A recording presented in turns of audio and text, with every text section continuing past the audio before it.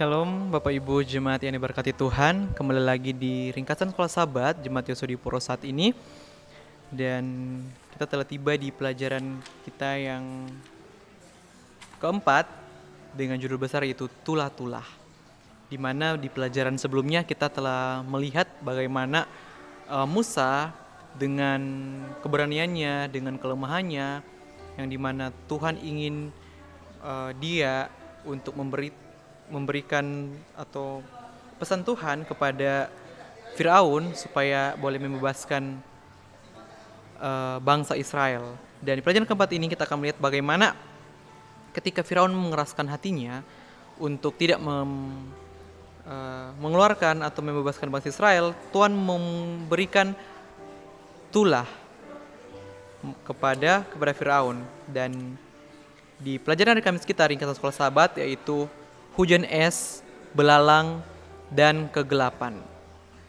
Jadi di hari Kamis ini tulah yaitu hujan es, belalang, dan kegelapan.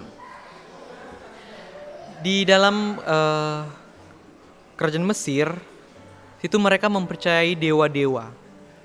Itu di sini dikatakan bahwa Nut adalah dewa langit dan surga Mesir, dan sering digambarkan sebagai pengendali apa yang terjadi di bawah langit dan di bumi. Kemudian dewa Osiris adalah dewa hasil bumi dan kesuburan.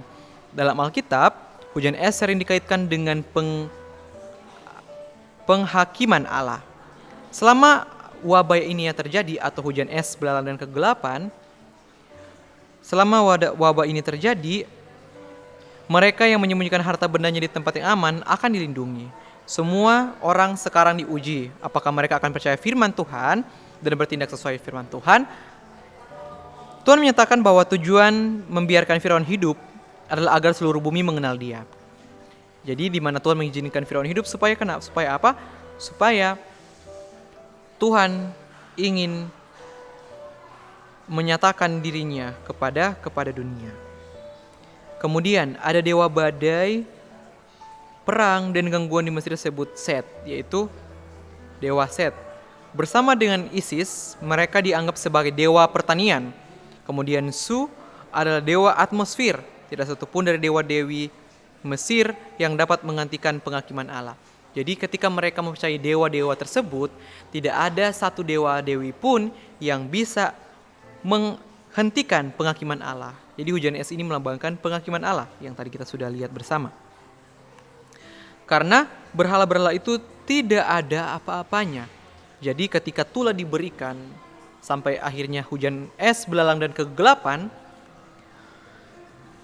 dewa-dewa itu tidak ada apa-apanya untuk menghentikan penghakiman Allah tersebut. Para pelayan Firaun mendesaknya untuk melepaskan bangsa Israel. Jadi ketika tulah itu datang, para pelayan mendesak Firaun supaya apa? Supaya untuk membebaskan saja bangsa Israel. Tetapi dia kembali menolak. Dia menawarkan kompromi.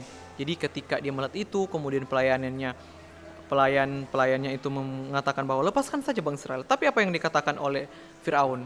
Dia malahan bukan membebaskan, tapi menawarkan kompromi yang dengan tepat ditolak oleh Musa karena perempuan dan anak-anak adalah bagian penting dan tak terpisahkan. Jadi kompromi mereka bahwa yang ditinggalkan itu adalah perempuan-perempuan, sedangkan yang boleh keluar adalah laki-laki.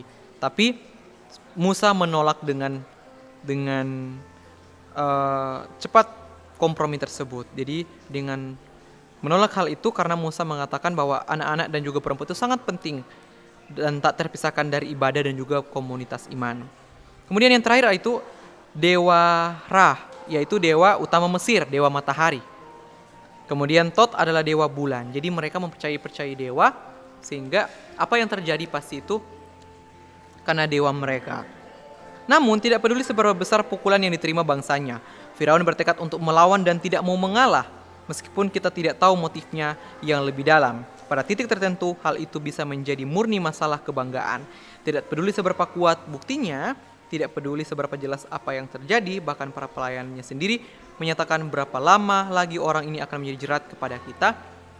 Di sini di pelajaran hari Kamis ini sudah sangat jelas bagaimana kita melihat satu sosok pribadi yang sangat mengeraskan hatinya ketika Tuhan mau dia melepaskan bangsa Israel, tapi dia malahan mengeraskan hatinya, bahkan ingin melawan. Firaun tetap menolak untuk tunduk kepada kehendak Tuhan dan membiarkan bangsa itu pergi. Sungguh satu contoh kata-kata yang dramatis. Kecongkakan mendahului kerancuran dan tinggi hati mendahului kejatuhan. Ringkasan sekolah sahabat kita di hari Kamis ini sangat memotivasi saya secara pribadi juga. Mudah-mudahan ini menjadi satu pelajaran penting bagi kita semua bahwa kecongkakan ketika mendahului kehancuran dan tinggi hati mendahului kejatuhan. Jadi ketika kita sombong dengan apa yang ada, kemudian kita ditegur dengan tantangan yang dihadapi, namun kita tetap mengeraskan hati, ini adalah satu step di mana kita akan menghadapi kehancuran. Kiranya dengan ringkasan sekolah sahabat kita di hari Kamis ini sangat memotivasi kita semua bahwa ingat, kecongkakan itu adalah satu step di mana kita akan menghadapi kehancuran. Jangan keraskan hati kita ketika kita sudah ditegur kalau kita salah, maka kita harus mendengarkan teguran itu. Dan di mana Firaun ketika dia mendapatkan banyak tula dan dia tetap tidak mau membebaskan bangsa Israel, sampai akhirnya dia memilih membebaskan bangsa Israel. Itulah ringkasan sekolah sahabat kita di hari Kamis. Kiranya Tuhan memberkati kita semua. Shalom.